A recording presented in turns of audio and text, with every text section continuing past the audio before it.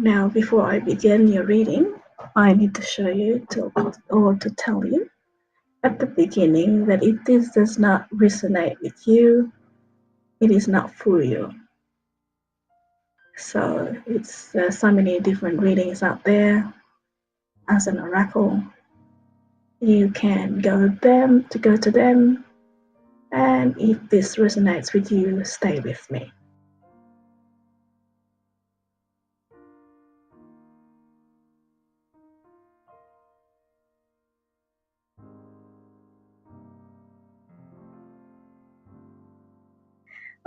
I'm using the Awesome It Is Given cards by Esther and Jerry Hicks. It's incredibly fun to use, and it's the first time I've done this, so this is incredibly difficult at the beginning, but I'm getting the hang of it. By the time I've got your reading, I think I should be fine. Hello, Scorpio. This is your reading for January 2019. I have drawn 5 cards for you from the deck Esther and Jerry Hicks Ask and It Is Given deck of cards. And there are type of manifestation of desires, motivation cards. So it is not tarot. It is actually anything else but tarot. So it's completely different. So what it is I use these images and the words in the cards to give you some inspiration or some insight or advanced warning if there's anything that there is a concern, or just to give you a bit of a pep talk. Everybody needs a pep talk now and again. Now, Scorpio, you're very precise, you're very intense, and I'll go straight to your reading. I have drawn 5 cards for you. I'll start with the general, and then I have one card for each week of the month. All right, let's begin with the general. The general card is a general theme for the month. And the card says, what if Source were standing in my physical shoes? So the Source, it can be interchangeable with God or with Spirit or with the energy or the source of all things, source of energy, the Creator. It says that if Source were actually standing in my physical shoes, what would they be thinking? So the card says that it is not your job to make something happen. Your work is to simply determine what you want. If we were standing in your physical shoes, our attention would be upon bringing ourselves into alignment with the desires and preferences that we have launched. We would consciously feel our way into alignment. So what do these words mean for you, January 2019? So what this is that it reminds you to be who you are, to be your true self, the way that the Creator created you as you are, unique human being, and to do the best that you can do, and to actually determine what it is that you do well and do it well. Okay, and also thinking about what you want, and thinking about what you want, you focus on it and you manifest it. So if the Creator could do it, very powerful Creator, he can make it happen. You can make whatever you want happen, rather than denying these things and not believing that you can make it happen. So in January, this is also possible for you because the energy is there. This is very bright. Look at it's like the sun, so nearly half of this card is almost like the sun, the power of this. You were asking a question saying, what if the Creator were me, so you can be this Creator in your life. You can be powerful. You can make changes. You can manifest what you desire to have, and you can reach your goals. It might not be the physical shoes at all. You might not be actually be the Creator, but if you have it, if you could have it, what if? The what if is bringing yourself into alignment with these desires. You can make them happen by doing that. You're well on the way to actually be it. to the successful person that you want to be. So this is a whole new year for you. This is a year of promise, and it will start off incredibly good. All your cards are in the upright. Everything here, I'm looking forward to this. I've been looking forward to Scorpio, and I hope that you could gather or gain something from this reading. So we start with the first week. In the first week, your first card says, I am becoming consciously aware of my inner being. It's a beautiful, beautiful being here with wings. Here you are thinking that you can become this, you're thinking of your spiritual inner being, your source, it's not important that you call it the energy or life or God. It is important that you're constantly aware that you are making yourself or allowing yourself to have connection with this source, that you're not restricting it in any way, that you are becoming this co-creator of your reality, co-creator of your life, that you are empowered to do what you need to do.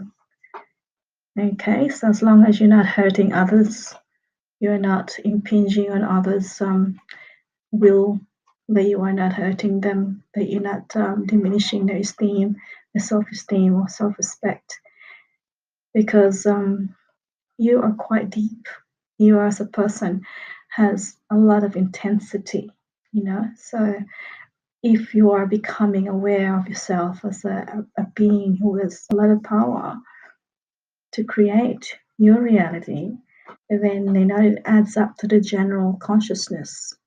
The general consciousness that everyone's becoming more evolved, becoming more loving, and becoming much more conscious of who they are. As human beings, she should have more energy. You should have more energy rather than depending on others or gaining from others or stealing other people's energies, like a vampire or something. You shouldn't be gaining that. You should not be thinking that, because you are aware of your inner being, somebody who's tremendously creative, tremendously important in the greater fabric of reality. So I know it sounds quite dramatic. You're probably sort of like cringing right now, but I think this has been happening. It's gradually thinking that, hey, maybe there's more to life. There's more to life. Something is happening. Something is stirring within you, and you're becoming conscious now. You are now somewhat like your eyes are open. All of a sudden, like life is amazing. Life is sort of like has more color, some more intensity to it, and you're more visible to others. People notice you. Okay, especially in January, because of this sort of inner light is showing through, is shining to the outside. Is your eyes are specifically riveting. I mean, you're amazing. So it's almost like you're very broody attraction to other people, that you're compelling them to look at you. And you're getting yourself noticed for sure, because of this awareness that's becoming, that you are becoming this all other evolved human. So in your second week, you say that you can accept yourself as a vibrational being. So in the first week, you're feeling that you are aware of yourself, growing to become somewhat, to be aware, to having in these dimensions, being aware and seeing dimensions. Your eyes are opened, but you still can't accept it. It's all a bit cringy. It's all a bit twee. It feels a bit weird. It's like it's not natural. But on the second week, you're starting to embrace this. You embrace this idea that you are going up in terms of vibrational level. So once you begin to accept yourself as somebody who become evolved, you attract all the things that are in that level, in a higher level. You attract people. You attract beautiful beings that are also evolved for some time now, and they notice you and say, "Oh, this person's come up to my level now, and so much better, so much more easy." You're more a bit polished as well. You shine more. You're sort of much more pleasant to be around with, not so harsh and glary, and you're not so dark and always moody, or touchy. The sharp edges are sort of rounded off a little bit. It's still a bit abrasive because people can't get used to your idea that you saw like there's spikes all around you, but now all these spikes are blunted because you're becoming aware that there are spikes, but you put out spikes like an animal that has all these spikes. Armadillo is a kind of animal with the spikes all over its body, and you're retracting these spikes. You're becoming so much more. Okay, so all things in your experience are altering, they're changing. You're starting to understand more. You have feelings that you couldn't, you never even know they're there, but you're now receiving more because you're open, so much more open. And it's almost like you found the keys, okay, from where you were before and now where you're going to be. So it's almost like, so you found a secret place that you didn't know it was even there. And having the key is actually becoming aware of yourself and being raised to another level of awareness and vibration. And sense of abundance is now up to the different level that you could not understand in the past. And now, because of this, in this month, the second month, this type of vibrational level is actually almost alien at the beginning, but you will get used to it. You'll get used to it, especially when you realize so much more of the perks that come with it. It's just wonderful. And even your sense of taste. I mean, obviously, you've done a bit of work, you've eaten the correct food and you lost a little bit of weight, and maybe you've stop smoking, or people around you have stopped smoking. So your sense of smell has returned, So not perhaps it's a bad thing because then you smell more unpleasant smells, but you also the sense of taste is enhanced. You feel the vibration of flavors. It's like, oh my gosh, I didn't realize banana tastes this good. Or you've tasted strawberry for the first time, and truly after your taste buds are working up, and everything is so much more luscious and so much of the richness of incredible explosions of flavors in your mouth. It's just incredible. So be careful though, because sometimes you might, balloon as well. We don't want to do that. So, eat small portions. So, your body is getting rid of the toxins and things that had been putting up for so long, and now you are receiving. So not just the physical level, but also the mental. You're so much more intense, so much more insensitive, and this sensitivity can be a good thing, but it's a double-edged sword. So try to be careful, because since you were sensitive to start with, you become even more sensitive. So everything is enhanced. Your sensitivity, how you easily can be offended. You take things the wrong way. So that's your tendency. So be very careful, because now you're more easily able to read people's minds and read the minute changes in their expressions, and you can detect any type of condescendence or anything that would take the wrong way. You misconstrued situations before. Hopefully this time you're more able to sense what they're really feeling and thinking. Yeah, so you're so much more of a very sensitive individual, even more so than before. Now, in your third card, you said every reality has been focused by someone into being. So you're starting to realize this yourself, that not only you create the reality, but um, you also getting somebody else's idea of what they want, what real means to them. So you're going to be every person is actually impinging on others, their idea.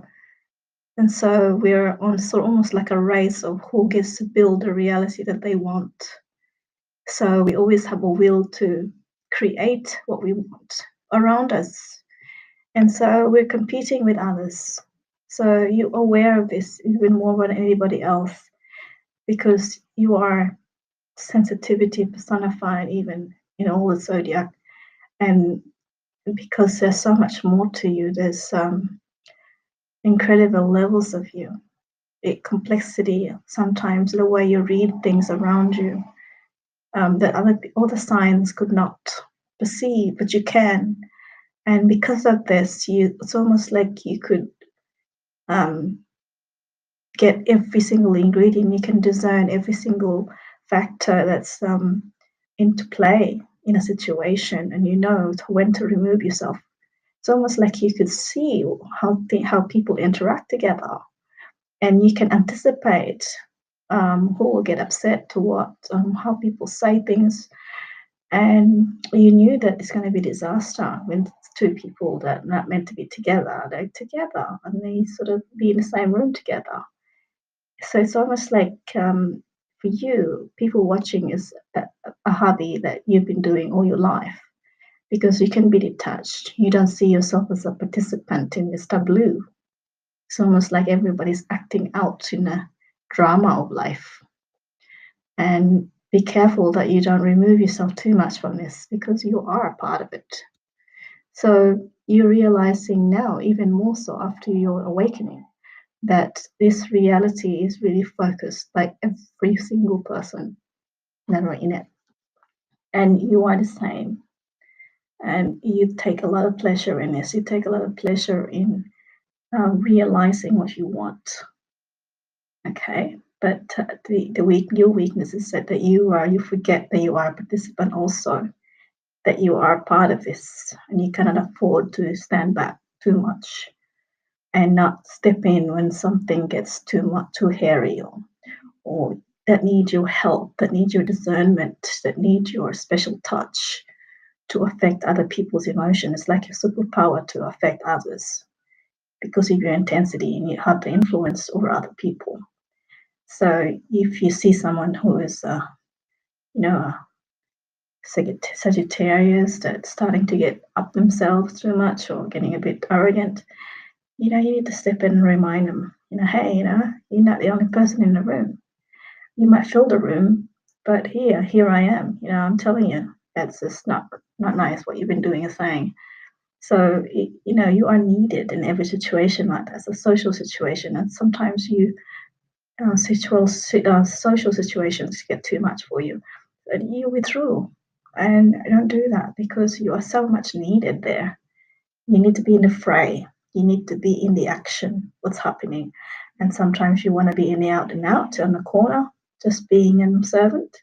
So don't do that. Don't do it too much, because you need to be in it as well. So your presence is needed. You can't be absent. You can't be present and then absent at the same time, because that's what you're doing. You're simply almost removing yourself from it all.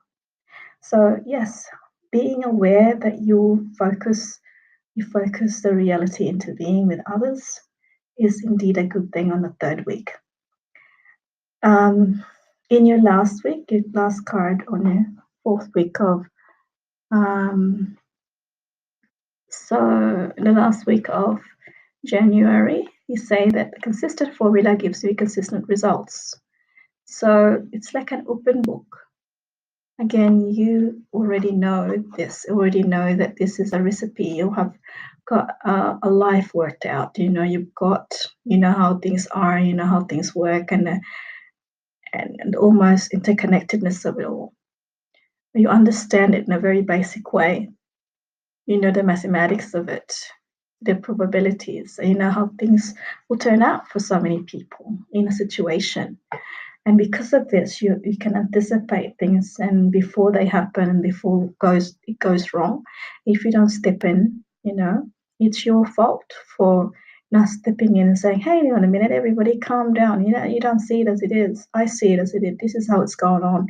And you see things in a very realistic way, and then people forget because emotions carry them away, whereas you can't, because you are in control of it. You're in control of the emotions.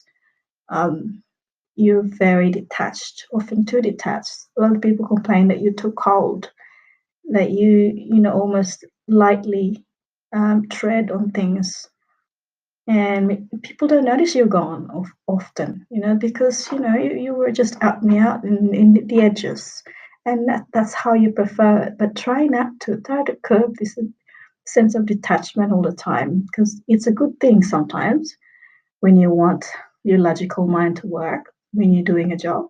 But in social situations, you need others. Sometimes it doesn't, the formula doesn't work that way when emotions are in the way.